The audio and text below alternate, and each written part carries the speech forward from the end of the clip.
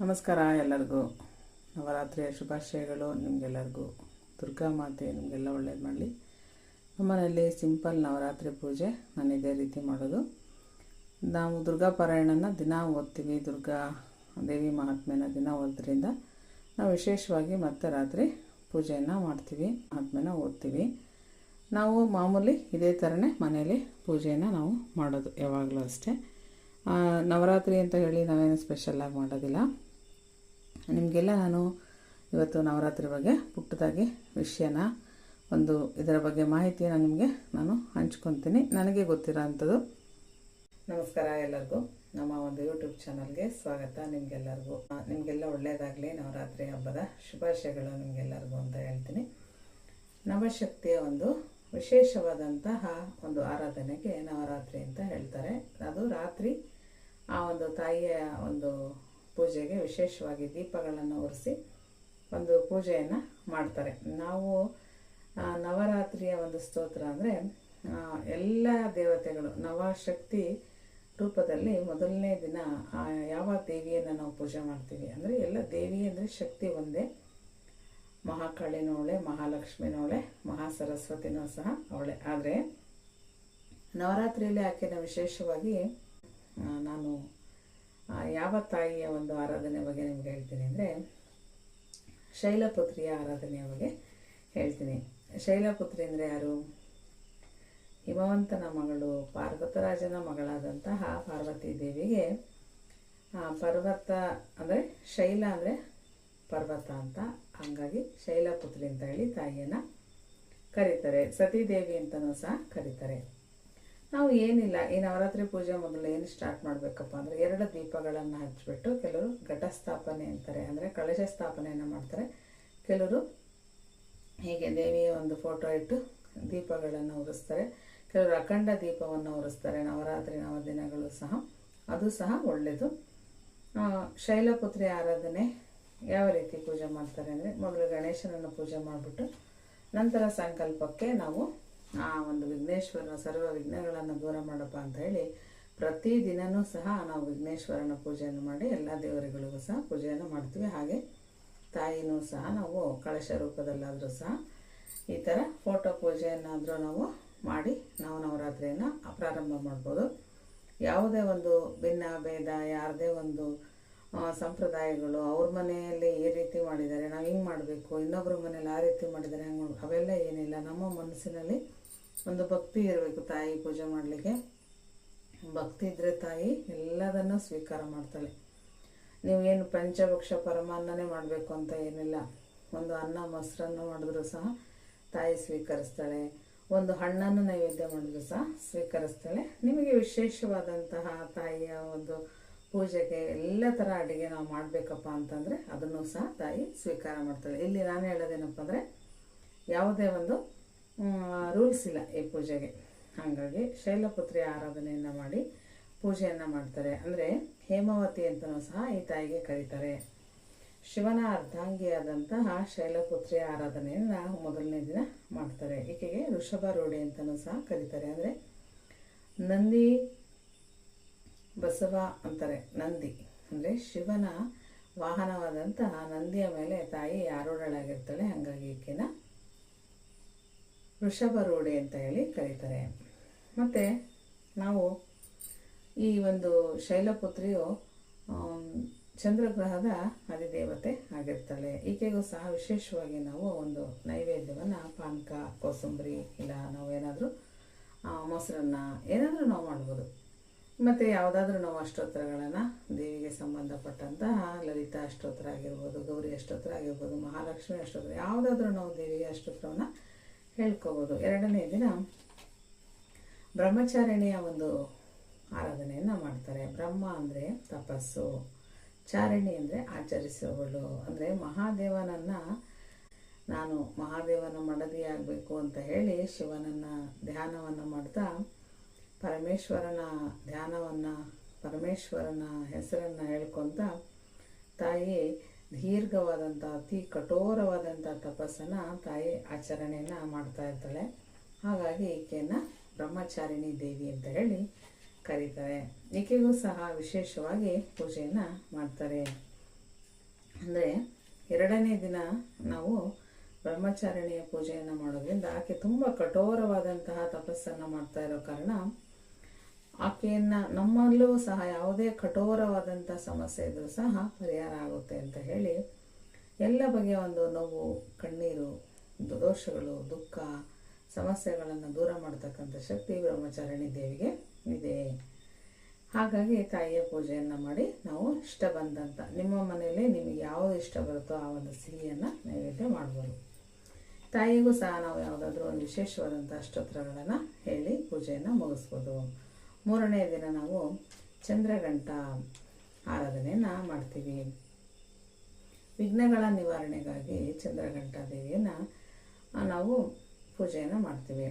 ಚಂದ್ರಘಂಟ ಅಂದರೆ ಶಿವನನ್ನು ಮದುವೆಯಾದ ಮೇಲೆ ತಾಯಿಗೆ ಚಂದ್ರಘಂಟ ಅಂತ ಹೇಳಿ ಕರೀತಾರೆ. ಶಿವನ ಮಡದಿ ಆದಮೇಲೆ ಅರ್ಧ ಚಂದ್ರನನ್ನು ತಾಯಿ ಧರಿಸಿರೋದ್ರಿಂದ ಹಾಗಾಗಿ ತಾಯಿಗೂ ಸಹ ಚಂದ್ರಘಂಟ ರೂಪ ಬರುತ್ತೆ. ತಾಯಿಗೂ ಸಹ ವಿಶೇಷವಾದಂಥ ನೀವು ಯಾವುದಾದ್ರೂ ಒಂದು ನೈವೇದ್ಯನ ಮಾಡಿ ತಾಯಿಯನ್ನು ಒಂದು ನಾವು ಒಂದು ನಮ್ಮ ಮನೇಲಿ ಏನು ಸಿಹಿ ಇರುತ್ತೆ, ಏನು ಅಡುಗೆ ಮಾಡ್ತೀವಿ, ಒಂದು ಪಾಯಸ ಆಗಿರ್ಬೋದು, ಒಂದು ಪುಳಿಯೋಗರೆ, ಮೊಸರನ್ನ ಆಗಿರ್ಬೋದು, ಏನಾದರೂ ನಿಮ್ಮ ಮನೇಲಿ ಏನು ಇಷ್ಟ ಬರುತ್ತೋ ಅದನ್ನು ನೀವು ಮಾಡಬೇಕಾಗತ್ತೆ. ನಾಲ್ಕನೇ ದಿನ ಕೂಷ್ಮಾಂಡ ದೇವಿಯ ಆರಾಧನೆ. ಕೂಷ್ಮಾಂಡ ಅಂದರೆ ಕುಂಬಳಕಾಯಿ, ಸಂಸ್ಕೃತದಲ್ಲಿ ಕುಂಬಳಕಾಯಿ ಅಂತೇಳಿ ಕರೀತಾರೆ, ಕೂಷ್ಮಾಂಡ ಅಂತಲೂ ಸಹ ಕರೀತಾರೆ. ಅಂದರೆ ನಾವು ವಿಶೇಷವಾದಂತಹ ಪೂಜೆಯನ್ನು ಮಾಡಬೇಕಾದ್ರೆ ತಾಯಿಗೆ ತುಂಬ ವಿಶೇಷವಾದಂತಹ ಒಂದು ನೈವೇದ್ಯ ಆಗಿರೋದ್ರಿಂದ ಇದು ಅಂದರೆ ಆಕೆಗೆ ತುಂಬ ಇಷ್ಟವಾದಂತಹ ಒಂದು ತರಕಾರಿ ಇದು. ಬಲಿಗಳಲ್ಲೂ ಸಹ ಆಕೆ ಅದನ್ನು ಅವಳಿಗೆ ಪ್ರಿಯವಾದಂತಹ ಒಂದು ತರಕಾರಿ ಅದು. ಹಾಗಾಗಿ ಯಾವುದೇ ವಾಹನಗಳಾಗಿರ್ಬೋದು, ಯಾವುದೇ ಅಂಗಡಿ ಆಗಿರ್ಬೋದು, ಯಾವುದೇ ವಿಶೇಷವಾದಂತಹ ಒಂದು ವಸ್ತುಗಳಿಗೆ ಅದನ್ನ ಒಂದೊಂದು ಕೆಟ್ಟ ದೃಷ್ಟಿ ಬೀರಬಾರ್ದು ಅಂತ ಹೇಳಿ ಅದನ್ನು ಬಲಿಯನ್ನು ಕೊಡ್ತಾರೆ.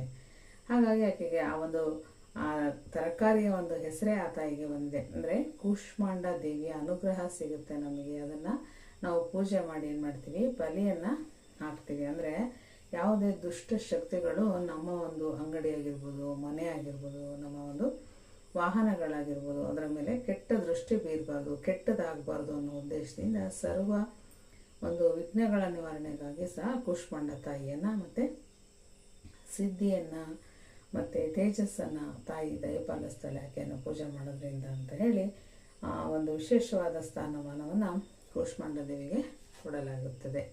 ಹಾಗಾಗಿ ತಾಯಿಗೂ ಸಹ ವಿಶೇಷವಾಗಿ ಯಾವುದಾದ್ರೂ ಒಂದು ನೈವೇದ್ಯನ ಮಾಡಿ ತಾಯಿಯ ಒಂದು ಮಂಗಳಾರತಿ ಆಗಿರ್ಬೋದು, ಒಂದು ಯಾವುದಾದ್ರೂ ದೇವಿಯ ಅಷ್ಟೋತ್ತರಗಳನ್ನು, ಲಲಿತಾ ಸಹಸ್ರನಾಮ ನೀವು ಹೇಳ್ಬೋದು, ಲಕ್ಷ್ಮೀ ಸಹಸ್ರನಾಮ ಹೇಳ್ಬೋದು, ಕನಕದಾರ ಸ್ತೋತ್ರ ಹೇಳ್ಬೋದು, ಯಾವುದಾದ್ರೂ ನೀವು ನಿಮ್ಮ ಖುಷಿಗೆ ನಿಮ್ಮ ಸಂತೋಷದಿಂದ ನೀವು ಹೇಳ್ಬೋದು. ಇಲ್ಲ ನಮ್ಗೆ ಯಾವುದಾದ್ರೂ ತಾಯಿ ಹಾಡನ್ನು ಹೇಳ್ಬೋದು, ಅದೇ ಹೇಳಬೇಕು ಇದೇ ಹೇಳಬೇಕು ಅಂತ ಏನೂ ಇಲ್ಲ.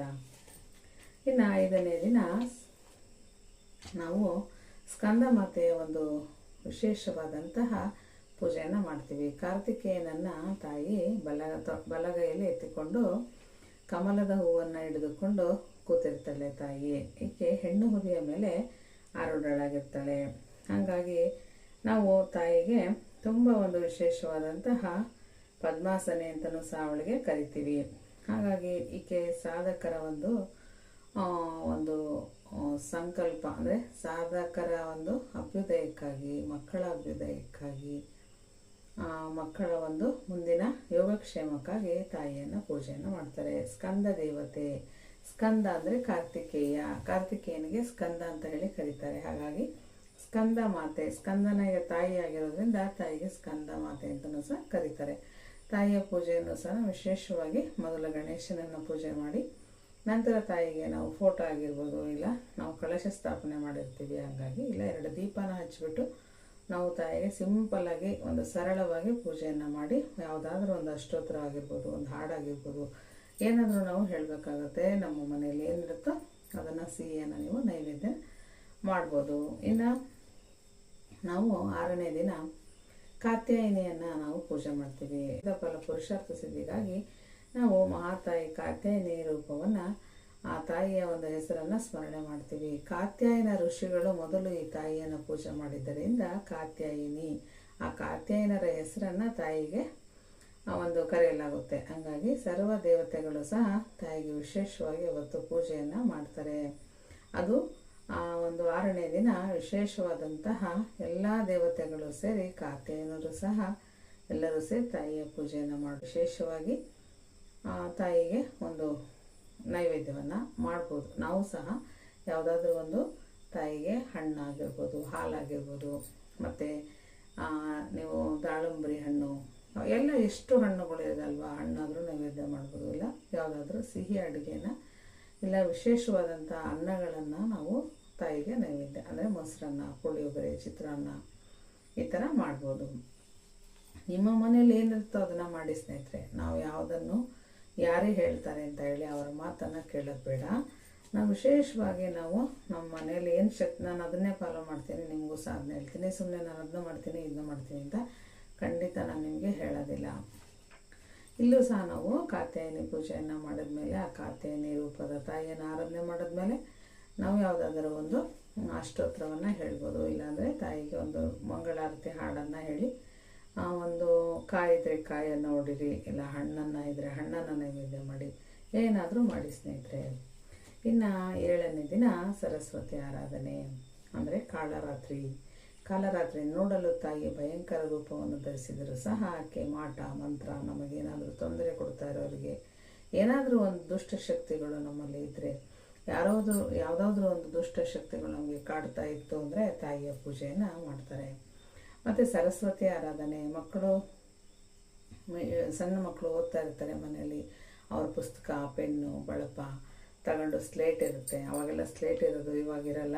ನಾವೆಲ್ಲ ಸ್ಲೇಟಲ್ಲೇ ಬರೆದಿದ್ದು, ಹಾಗಾಗಿ ಈಗೆಲ್ಲ ಇರಲ್ವಲ್ಲ, ಅದನ್ನೇ ಇಟ್ಟು ನಾವು ಅದರ ಮೇಲೆ ತಾಯಿಗೆ ಒಂದು ಅರಿಶಿನ, ಕುಂಕುಮ, ಗಂಧ, ಅಕ್ಷತೆಗಳನ್ನು, ಪೂಜೆಯನ್ನು, ಹೂಗಳನ್ನು ಹಾಕಿ ಆರತಿಯನ್ನು ಮಾಡಿ ಮಕ್ಕಳಿಗೆ ಅವರಿಗೂ ಸಹ ಏನಾದರೂ ವಿಶೇಷವಾಗಿ ತಾಯಿಗೆ ನೈವೇದ್ಯ ಮಾಡಿ ಹಣ್ಣನ್ನಾದರೂ ಸಹ ಮತ್ತು ಏನಾದರೂ ಸಿಹಿ ಮಾಡಿದರೆ ಮಕ್ಕಳಿಗೂ ಸಹ ನೀವು ಅದನ್ನ ಹಂಚ್ಬೋದು.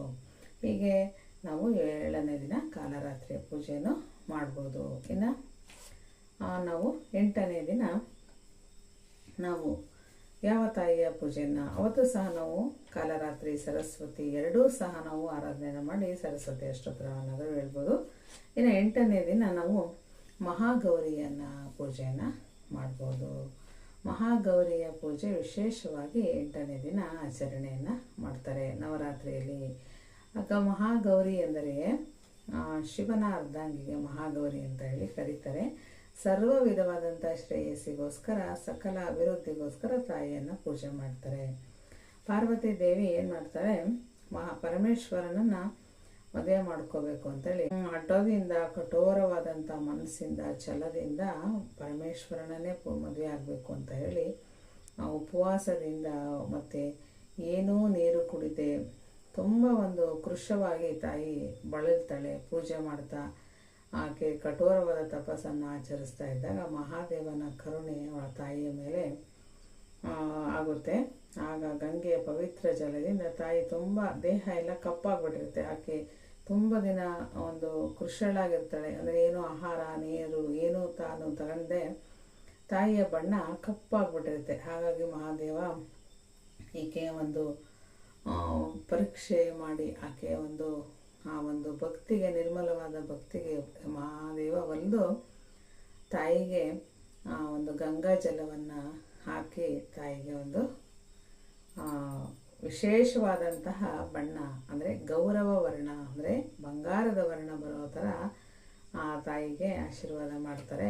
ಪಾರ್ವತಿಯು ತುಂಬ ಸ್ಫುರದ್ರೂಪಿಯಾಗಿ ತುಂಬ ಚೆನ್ನಾಗಿ ತಾಯಿ ಕಾಣ್ತಾಳೆ. ವಿಶೇಷವಾದ ಬಂಗಾರ ವರ್ಣ ತಾಯಿಗೆ ಬರುತ್ತೆ. ಹಾಗಾಗಿ ಗೌರ ಅಂದರೆ ಮಹಾಗೌರಿ, ಶಿವನನ್ನು ಮದುವೆ ಆದಮೇಲೆ ಮಹಾಗೌರಿಯಾಗಿ ತಾಯಿ ಪೂಜೆಗೊಳ್ತಾಳೆ. ತಾಯಿಯು ವಿಶೇಷವಾದಂಥ ಸ್ಥಾನವನ್ನು 9ನೇ ದಿನ ಸಿದ್ಧಿದಾತ್ರಿಯ ರೂಪದಲ್ಲಿ ಆರಾಧನೆಯನ್ನು ಪಡಿತಾಳೆ. ಈಕೆಗೂ ಸಹ ತುಂಬ ವಿಶೇಷವಾಗಿ ನಾವು ಅಡುಗೆಯನ್ನು, ಯಾವುದಾದ್ರೂ ನಮಗಿಷ್ಟವಾದಂಥ ಅಡುಗೆಯನ್ನು ಮಾಡಿ ತಾಯಿಗೆ ನೈವೇದ್ಯವನ್ನು ಮಾಡ್ಬೋದು. ನಾವು ಮತ್ತೆ ಕಲಶ ಇಟ್ಟು ಸ್ಥಾಪನೆ ಮಾಡೋರು ಮಾಡ್ತಾರೆ ಪೂಜೆನ, ಇಲ್ಲಾಂದರೆ ದೀಪನ ಹಾಕ್ತಾರೆ, ಇಲ್ಲಾಂದರೆ ಈ ಥರ ಫೋಟೋನ ಇಟ್ಟು ಪೂಜೆಯನ್ನು ಮಾಡ್ತಾರೆ. ಎಲ್ಲರಿಗೂ ಒಳ್ಳೆಯದಾಗಲಿ ಅಂತ ಹೇಳ್ತೀನಿ. ಇನ್ನು 10ನೇ ದಿನ ನಾವು ಹೇಳಬೇಕಪ್ಪ ಅಂದರೆ ವಿಜಯದಶಮಿ ಅಂದರೆ ರಾಜರಾಜೇಶ್ವರಿ ತಾಯಿಯು ಬನ್ನಿಯನ್ನು ಮುಡಿತಾಳೆ. ಅವತ್ತು ಆ ಒಂದು ಪೂಜೆ ಮಾಡೋದ್ರ ಮೂಲಕ ಎಲ್ಲ ಜನನು ತುಂಬ ಸಂತೋಷದಿಂದ ಮನೆಯಲ್ಲಿ ಹಬ್ಬನ ಮಾಡ್ತಾರೆ. ತಾಯಿ ವಿಜಯವನ್ನು ಸಾಧಿಸ್ತಾಳೆ ಅವತ್ತು. ಅಂದರೆ ರಾಕ್ಷಸರ ಸಂಹಾರ ಮಾಡಿ ದುಷ್ಟ ನಿಗ್ರಹವನ್ನು ಶಿಷ್ಟ ರಕ್ಷಣೆಯನ್ನು ಮಾಡಿ ಅದೇ ಕೊನೆ ಹಬ್ಬ ಅಂದರೆ ಕೊನೆ ದಿನ ವಿಶೇಷವಾದಂತಹ ಸಿಹಿಯನ್ನು ಹೋಳಿಗೆ ಆಗಿರ್ಬೋದು, ಪಾಯಸ ಆಗಿರ್ಬೋದು, ಅವತ್ತು ನಾವು ಮಾಡಿ ತಾಯಿಗೆ ವಿಶೇಷವಾದಂಥ ಗೌರವವನ್ನು ಆಕೆಗೆ ಕೊಡಬೇಕಾಗುತ್ತೆ.